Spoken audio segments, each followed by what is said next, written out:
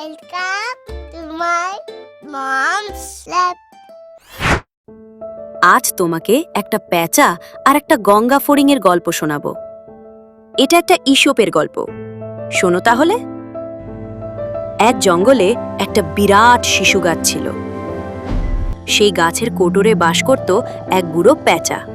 একদিন প্যাঁচা যখন তার কোটরে বিশ্রাম করছে, একটা গঙ্গা ফড়িং কোটরের সামনে থাকা একটা পাতায় উড়ে এসে বসে। আওয়াজ পেয়ে প্যাঁচা তাকায়, দেখতে পায় ফড়িংটাকে। হঠাৎ বৃষ্টি শুরু হয়। আনন্দে ফড়িং নেচে ওঠে, বলে, আমি এখন গান করব। এই বলে সে হেড়ে গলায় গান শুরু করে।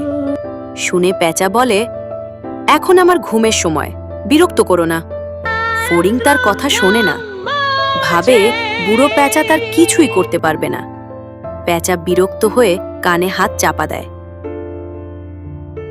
সে ফড়িংকে আবার বলে, দয়া করে চুপ করো। ফড়িং বলে, না, আমি থামব না, তোমার কি করার আছে করো। প্যাঁচা বলে, তোমার হেড়ে গলার গানে আমার পিলে চমকে উঠছে। ফড়িং মুখ ভেঙায়, পিলে চমকে উঠছে। এই শুনে প্যাঁচার খুব রাগ হয়। সে মনে মনে একটা ফন্দি আঁটে। ফড়িংকে সে বলে, আমার কাছে একটা জিনিস আছে যেটা খেলে তোমার গলা আরো সুরেলা হবে।